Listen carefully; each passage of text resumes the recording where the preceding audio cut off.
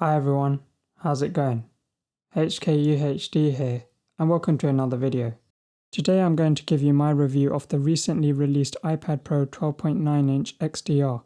I'll also quickly talk about the Magic Keyboard. So let's get into the design. Overall, the design remains the same when comparing this to the 2020 iPad Pros. I normally go for the 11-inch option, so I'll let you know if this 12.9-inch one is worth it. This year I've gone for the silver option. So it's got that same all-screen design which creates a nice immersive experience. The bezels still remain quite small. It's rocking the same dual camera setup with the LiDAR sensor. This year's 12.9-inch iPad is slightly thicker to accommodate the new mini LED display and bigger battery. We have the new ultra-wide true depth camera on the front and the new Thunderbolt USB 4 port.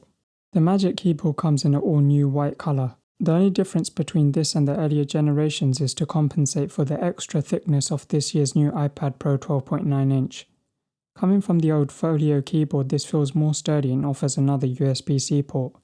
The typing experience feels great and really changes the way you use your iPad. I like the flexibility that this gives in terms of using the iPad as a tablet and like a computer. Of course, the trackpad is solid from Apple and really integrates the gestures well. I do have one complaint, and that is I would like to tilt my iPad further back than what I am able to do. I also think it is quite expensive. So the iPad has got the same M1 chip found in the newly refreshed Macs. So whatever the Macs are capable of, the same performance can be expected in the new iPads, which is quite impressive in itself. So here you can see there's no lag. It's super responsive and just so fluid. So in terms of the Pro apps, you can use this for illustrating,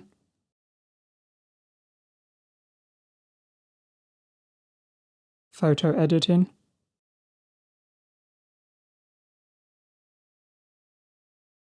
and even video editing.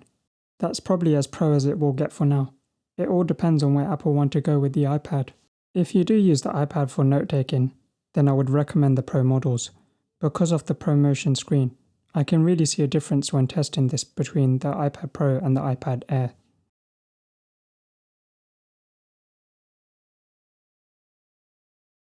We also know how much RAM is in these new iPads, so if you get the new iPad with 512GB of storage or less, then you will have 8GB of RAM, and if you get the 1TB or 2TB option, then you will have 16GB of RAM.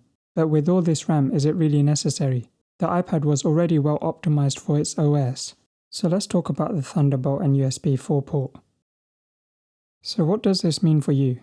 So with the Thunderbolt 4 and USB port, there is 4 times more bandwidth for wired connections than the previous iPad Pro, up to 40GB per second. This means that data can be moved from an external storage device quickly.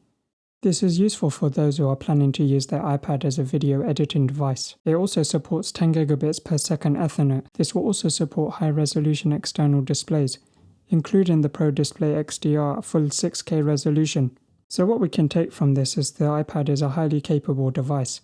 Unfortunately, with the new Thunderbolt port, it doesn't allow us to actually charge the iPad faster than previously. There's a slightly bigger battery in this new iPad, but it still has the 10-hour battery life for surfing the web on Wi-Fi or watching a video. If you are using a cellular version, then you can expect 9 hours of web surfing. There's a few other problems I find annoying, and that is when using this monitor with a second display. The first is the iPad uses an aspect ratio of 4:3, so this means we get really large borders on our second display. The second is most of the time the second display mirrors the iPad, unless specific applications have been optimized to use the correct aspect ratio. Hopefully this can be updated in the future. Of course, I appreciate the difficulties which could be involved. So let's get into the main difference between the 12.9-inch iPad Pro and the 11-inch iPad Pro, and that's the display. So Apple call it the new Liquid Retina XDR display, engineered with a new cutting-edge mini LED design that uses over 10,000 LEDs across the entire back of the display. So the display features up to 1000 nits of full screen brightness, 1600 nits of peak brightness, and a 1,000,000:1 contrast ratio. It's useful for those creative professionals who have HDR content within their workflow. It also looks really good when consuming media. So here I'm just going to play you a quick video just to show you what the display looks like. I appreciate this could be difficult to see through the video, but let me just tell you it looks really good. It's really clear and vibrant. The black levels are really deep, and when you compare this to another device, then you can really tell the difference.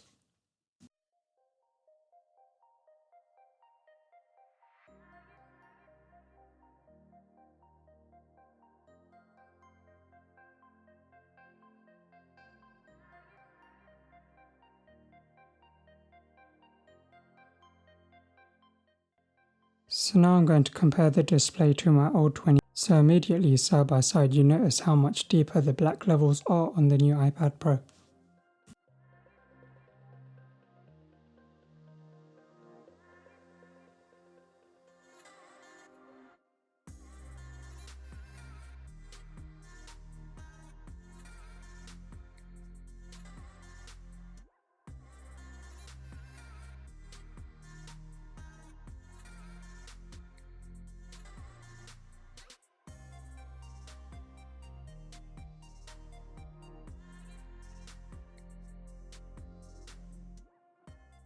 Another comparison I wanted to try was with my LG monitor. This is a 4K IPS monitor with HDR. And again, looking at this video, you can see how much deeper the black levels are on the iPad.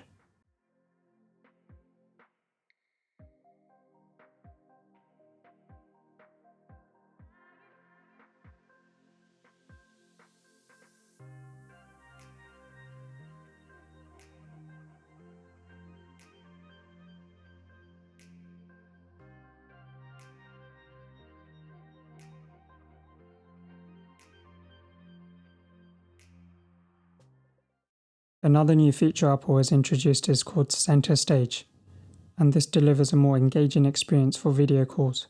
So what this means is as you move around, Center Stage will automatically pan the camera to keep you in shot.